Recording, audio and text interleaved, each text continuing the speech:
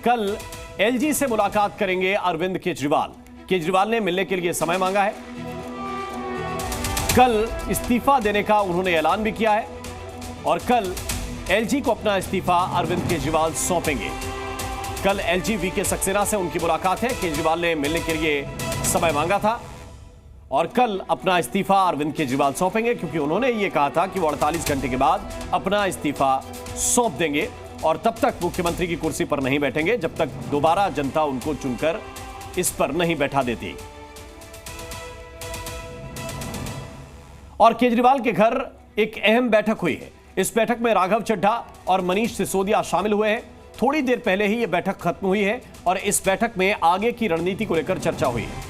इस्तीफे के ऐलान के बाद यह पहली महत्वपूर्ण बैठक है और इस बैठक में संभव यह है कि मुख्यमंत्री के नए चेहरे को लेकर बात हुई हो, भविष्य की रणनीति को लेकर इसमें बात हुई हो। और आज शाम आम आदमी पार्टी पीएसी की बैठक होगी। बैठक में नए सीएम को लेकर चर्चा संभव है। यह बहुत महत्वपूर्ण खबर है इस वक्त की, यानी कि दिल्ली के नया मुख्यमंत्री कौन बनेगा, यह पीएसी की बैठक में तय किया जाएगा। आज शाम को आम आदमी पार्टी की पीएसी की बैठक है और इस बैठक में नए मुख्यमंत्री को लेकर चर्चा संभव है। इससे पहले वरिष्ठ नेताओं ने साथ बैठकर मंथन किया है। वो मीटिंग अभी कुछ देर पहले खत्म हुई है और आज शाम को आम आदमी पार्टी की पीएसी की बैठक बुलाई गई है, जिसमें पीएसी के सभी सदस्य शामिल रहेंगे और इस बैठक में संभव है कि मुख्यमंत्री के नाम को लेकर चर्चा हो।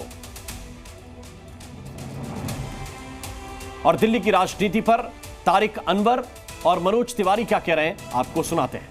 जब कोर्ट ने हटा दिया तब ये नाटक कर रहे हैं, देखो देखो मैं इस्तीफा दे रहा हूं, देखो मैं इस्तीफा दे रहा हूं।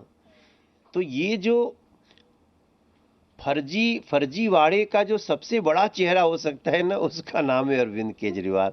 बाप रे बाप, कभी कोई मैं इतना सिनेमा देखा हूं, इतना सिनेमा किया हूं, इससे बड़ा कोई एक्टर नहीं हो सकता।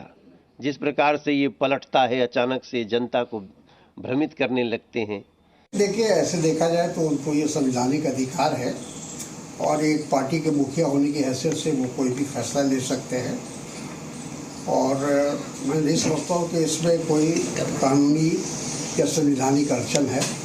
हर पॉलिटिकल लीडर, हर राजनेता अपनी पार्टी का फायदा चाहता है, अपना फायदा चाहता है, ये कोई नई बात नहीं है। और इस पूरे विषय को लेकर शहजाद पूनावाला और संदीप दीक्षित क्या कह रहे हैं, ये भी आपको सुनाते हैं। अब इनके नए गुरु है लालू प्रसाद यादव और लालू प्रसाद यादव जी का ही मॉडल, लालू राबड़ी मॉडल अपनाने के लिए 2 दिन की मोहलत भी मांगी है।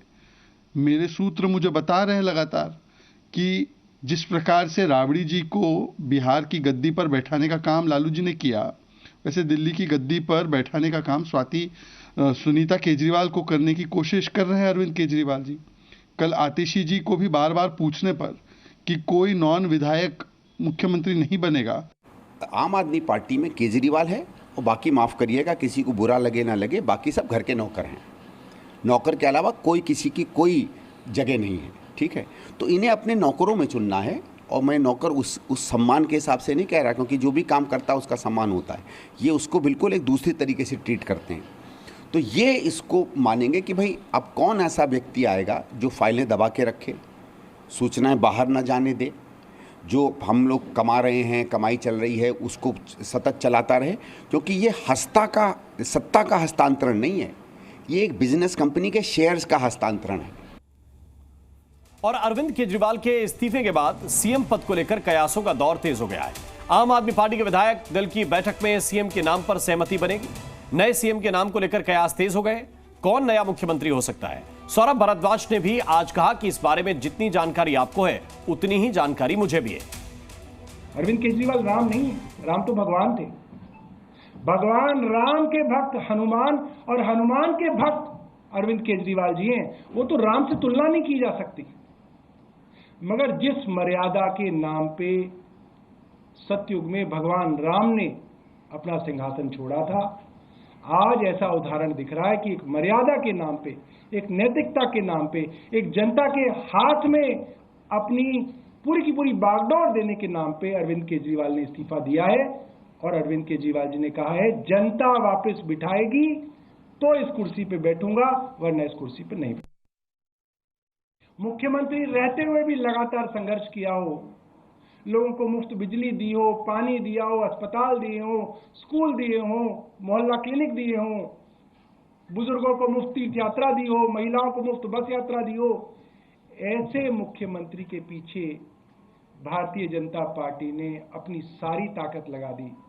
आज लोगों के मन में बहुत नाराजगी है कि एक ईमानदार आदमी के पीछे पूरी की पूरी केंद्र सरकार पड़ गई और उस बेचारे को जेल तक लेके गए। और वो आदमी जब जेल से बाहर निकला तो उसने सत्ता का सुख नहीं भोगा। उसने कहा कि मैं अब जनता की अदालत में जाऊंगा, जब तक जनता नहीं कहेगी तब तक इस मुख्यमंत्री की कुर्सी पर नहीं बैठूंगा। और अरविंद केजरीवाल के बाद अब कमान किसे मिल सकती है? कयास लगाए जा रहे हैं। चर्चा जिन नामों को लेकर चल रही है उनमें एक नाम है आतिशी का। आतिशी कौन है? आतिशी दिल्ली में कैबिनेट मंत्री हैं, कई विभाग उनके पास हैं, अरविंद केजरीवाल की बहुत ही भरोसेमंद कही जाती हैं और सरकार में अभी पदों के लिहाज से देखें, विभागों के लिहाज से देखें तो नंबर 2 पर है। इसके अलावा एक नाम खुद सौरभ भारद्वाज का है, जिनकी बात इस वक्त आप सुन रहे थे। वो दिल्ली के स्वास्थ्य मंत्री हैं और पार्टी के मुख्य प्रवक्ता भी हैं। आंदोलन के वक्त से ही अरविंद केजरीवाल के साथ जुड़े हुए हैं, उनकी भी दावेदारी है। कैलाश गहलोत का भी एक नाम है, जो दिल्ली सरकार में इस वक्त गृह मंत्री हैं। केजरीवाल के बहुत ही विश्वस्त और करीबी माने जाते हैं, ओबीसी समुदाय से ताल्लुक भी रखते हैं, इसलिए उनकी चर्चा भी चल रही है। गोपाल राय का नाम भी चल रहा है, आंदोलन के वक्त से उनके साथी हैं, दिल्ली में कैबिनेट मंत्री हैं, दिल्ली में आम आदमी पार्टी के संयोजक हैं और संगठन पर भी उनकी अच्छी पकड़ है, इसलिए उनका नाम भी आगे है। आपको समझाते हैं कि बीते 6 महीने में ऐसा क्या क्या हुआ जिस वजह से आज सीएम केजरीवाल अपना पद छोड़ रहे हैं। इसको आप बहुत आराम से समझिए, तसल्ली से।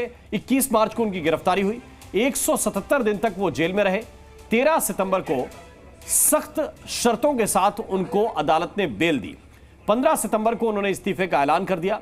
17 सितंबर को मुख्यमंत्री अपना पद छोड़ देंगे और 17 के बाद सीएम कौन होगा, इसको लेकर कई नामों पर मंथन चल रहा है। और आज आम आदमी पार्टी की पीएसी की बैठक भी है, संभव है कि उसमें किसी एक नाम पर सहमति पार्टी के अंदर बने।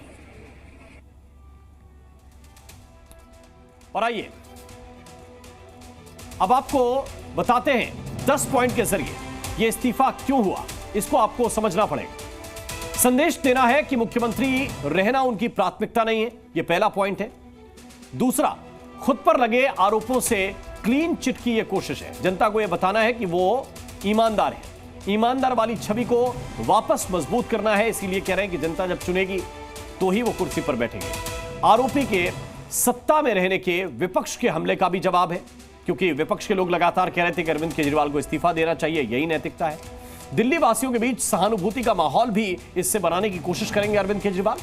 सुप्रीम कोर्ट की बेल शर्तों के बाद काम करना दरअसल मुश्किल हो गया था, यह भी एक हकीकत है, क्योंकि मुख्यमंत्री सचिवालय न जाना और मुख्यमंत्री सचिवालय नहीं जाएगा तो करेगा क्या। सुप्रीम कोर्ट ने आधिकारिक कामकाज पर रोक लगा दी थी, यह भी एक मुख्य बिंदु है इसका।